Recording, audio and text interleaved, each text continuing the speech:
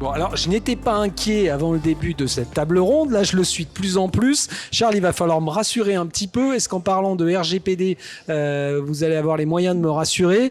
D'abord, c'est quoi le RGPD? Alors, le RGPD, c'est un règlement qui a été mis en place au niveau européen. Donc, on va quand même expliquer les 4 lettres. Donc, c'est le Règlement général à la protection des données personnelles. Et justement, comme le disait Jérôme, l'objectif, c'est de redonner le pouvoir aux utilisateurs. Donc l'ensemble des pays européens se sont regroupés, ont établi ce nouveau règlement qui a été écrit en 2016 et mis en application en 2018 et qui est à destination de l'ensemble des entreprises qui traitent des données personnelles. Donc une donnée personnelle, c'est n'importe quelle donnée qui nous permet d'identifier une personne physique. Je vais digresser pendant quelques secondes, mais alors j'ai bien entendu que c'était un règlement européen. J'ai entendu parler de notre pouvoir législatif. Je crains un peu par rapport au pouvoir législatif d'autres pays, type la Chine et notamment mon action. En quoi est-ce que ce RGPD européen va pouvoir me protéger face à d'autres États dont je ne suis pas un des citoyens? Exactement. Alors le RGPD, il a pour but de protéger n'importe quel citoyen européen par lesquels les données personnelles sont traitées par une entreprise. Donc une entreprise étrangère quelle que soit l'entreprise. Exactement. Ah, n'importe quelle entreprise qui va traiter les données personnelles d'un citoyen européen sera concernée par le RGPD. Donc c'est tout l'objectif de ce règlement, c'est d'aller protéger l'ensemble des données personnelles des citoyens européens. D'accord, alors... Oui, sauf qu'elle n'est pas... Jérôme alors, on était en conseil d'administration stratégique Syntec Numérique là, hier et avant-hier sur ce sujet-là. Parce qu'effectivement, Charles, sur le fond, a raison. Sauf que c'est une réglementation européenne qui devrait s'appliquer aux entreprises qui opèrent sur le territoire européen.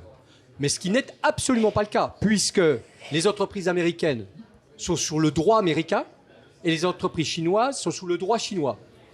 Donc Alibaba, comme Microsoft, comme Google France, filiale française d'un groupe américain, devrait, selon le principe de la réglementation générale sur la protection des données et de ce que vient de nous dire Charles, devraient respecter cette réglementation. Sauf que leur loi nationale, qui préempte la loi européenne, ne leur impose pas cette réglementation. Donc qu'est-ce qui fait? Très clairement, vous prenez votre boîte aux lettres chez Google, chez Gmail. Vous allez me dire, ce sont mes données. Le RGPD dit, ce sont tes données. Google ne peut rien en faire. Faux! Parce que quand vous signez les conditions générales d'utilisation de la boîte aux lettres Gmail par Google France, il est spécifié à la page 163 que les données sont également la propriété de Google Corporated, basée aux États-Unis, et qu'à ce titre-là, ils ont le droit d'en faire ce qu'ils veulent et de les commercialiser. Bon, alors Jérôme, ça jette pas complètement à la poubelle le RGPD, puisqu'on est après dans une discussion d'État à État, et le RGPD est un premier bouclier pour nous permettre d'avoir une discussion d'État à État. Oui, mais sauf que ceux qui sont les acteurs aujourd'hui de la donnée, on l'a évoqué tout à l'heure, ce sont d'abord les GAFAM américains et les BATX chinois. Donc la réglementation européenne, alors je fais ni d'angélisme, ni de démagogie, mais pour connaître en plus la puissance économique de ces groupes qui sont des entreprises, qui ont des résultats multimilliardaires chaque année en résultat net. Donc ces entreprises-là, aujourd'hui, elles sont parfois plus puissantes que les États. En tout cas que la France, ça c'est évident. Quand vous prenez le chiffre d'affaires d'Alibaba, le chiffre d'affaires d'Amazon, ils ont une puissance économique redoutable. Aujourd'hui, leur intérêt à eux, c'est absolument pas l'Europe et encore moins la RGPD.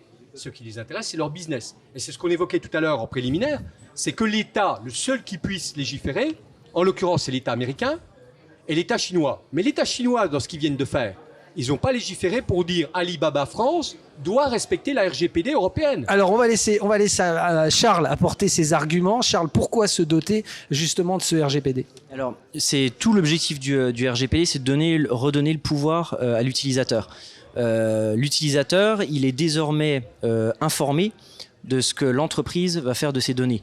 Donc effectivement, à partir du moment où il va accepter les conditions générales, il est censé les avoir lues, mais il détient la totalité de l'information de la société qui va traiter ces données et de ce qu'elle va en faire, comment, par qui, est-ce qu'elle va les transférer à d'autres entreprises. Donc c'est aussi ça, tout l'intérêt du RGPD, c'est de redonner le pouvoir à l'utilisateur.